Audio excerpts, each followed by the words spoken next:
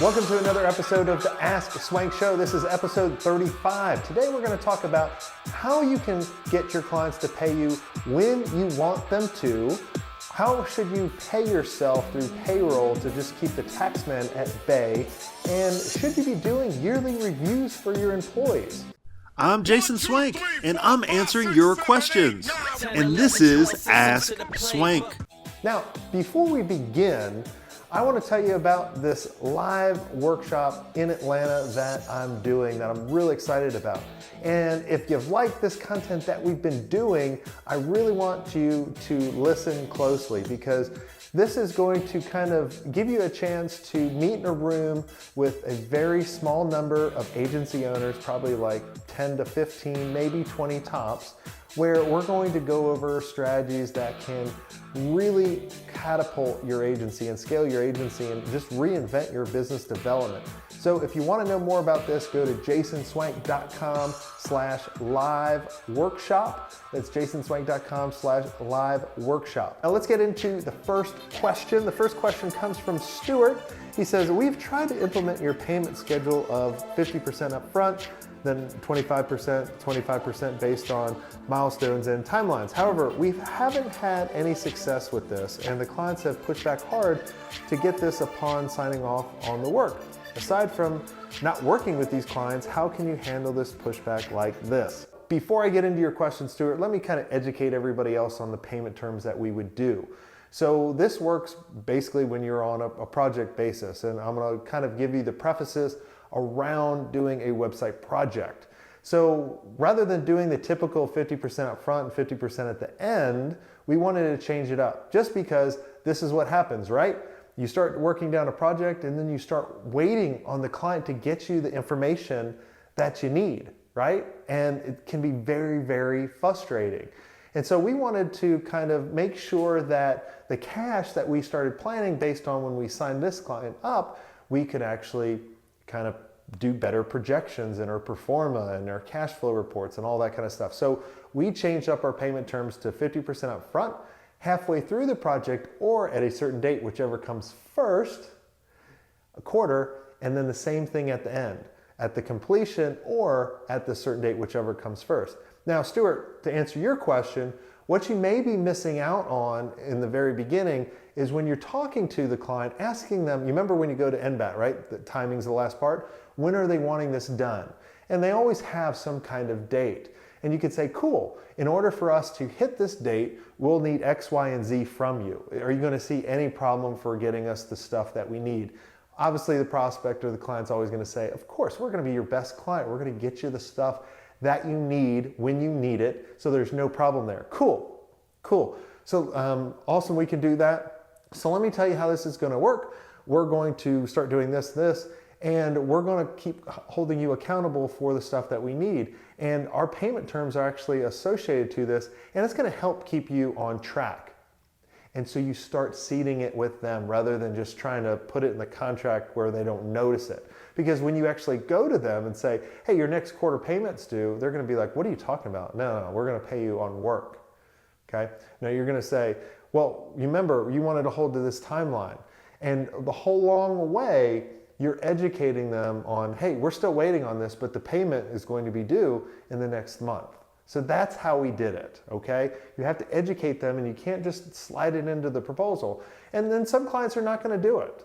And if that's okay with you, then that's okay with you. Most of the time we walked away from the table.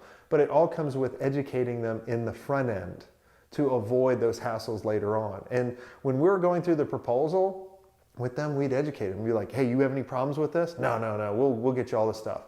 And when they say this in the contract, be like, well, because this could be a red flag to you. Let's say they go, well, I have a problem with this. Be like, well, you said you're not going to have a problem with getting us the information.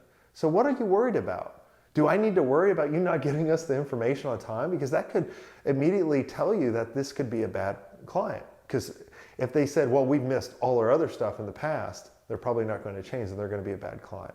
The next question is from Adina. She says, do you pay yourself a salary on payroll? My accountant says I need to pay myself like an employee and then remit payroll tax for myself. Just wondering if this is a common practice. Yes, you should be on payroll because a couple things. I think you're in Canada. In the US, I can only speak for the US, but I'm pretty similar. I'm sure it's probably pretty similar. You just pay a little bit more, and hopefully we don't pay more, or I guess I'll be moving there. But I digress. So what we would do is 50% of my salary, or 50% of what I would get paid over the year, would go into salary. The other 50 would be paid out in distributions or bonuses. The reason why I did this, and my accountant did this, is we have a social security tax, right, on all our employees. And so you're going to be taxed a little higher as an employee.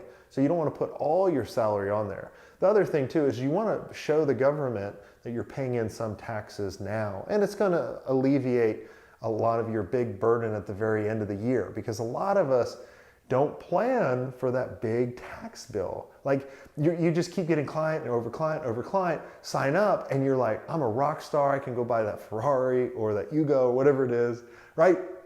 And you go do that, and then at the end of the year comes, or the middle of the year for your taxes, whenever that is, you're like, crap, I got this huge tax bill, and then you start scrambling. I don't want that. So it is smart to put half of your your so-called pay on salary like you're an employee, and then take the deductions, all that kind of stuff out of that, and then the other half through distribution throughout the year or when you need it. Last question is from John. He says, should my company keep doing yearly reviews for my employees? Absolutely not. Let me kind of tell you what you need to be doing, right? Not yearly. And two things that you need to change. Stop calling them reviews. Reviews are horrible, right? They're negative to start off with, okay? So when someone says, oh man, I got a review with my boss, they're gonna be like, it's kind of like, goes back to the Office Space. I gotta defend my reason for being here. So we changed the terminology. Ours were called coaching calls. Because at the end of the day, as a CEO, as an owner, your job is to make your employees better than they actually came in, and just to help them out, right? I think we can all agree. Yes? We're all saying yes. Okay, good. So as you're doing that, and you don't want to just do it at the end of the year, right? We all get busy on that. You want to do it quarterly. If it goes back, and if you go way back to many episodes ago, or many, going back to the kind of the agency playbook, I talk about 90-day goals. You should live and die by 90-day goals, not yearly. Yearly is just too long, right? Because at the end of the year, it's kind of like the New Year's resolution, right? We're like, I'm gonna lose weight. I work out for a month and then I lose it. And then at the end of the year, I gain 40 pounds. It's kind of the same thing in business. I want you guys to do 90 days. So come up with your goals for 90 days within your company, and then communicate that to your employees so they can make better decisions without you and like you, right? And have them come up, like going back, they come up with goals that are associated to those goals. So now what you can do is you can actually measure them on their quarterly coaching calls, because now you actually have kind of the company 90-day goals, the employees' 90-day goals in order to help the company's 90-day goals, and you can bonus them and all that kind of good stuff. And that's a whole nother topic. We've talked long enough about that. So if you liked this episode of the Askswenk 35 show, I want you to subscribe. I want you to comment wherever you are. If you're on iTunes, Stitcher, SoundCloud, YouTube, Facebook, whatever it is, subscribe below, comment below. I want to hear your questions. I want to hear your takeaways. I want to see what you guys are going to go do, and go do that now. And don't forget about the live workshop coming up next month. Go to jasonswenk.com/live workshop, and I will send you all the details about that. Until next time, later.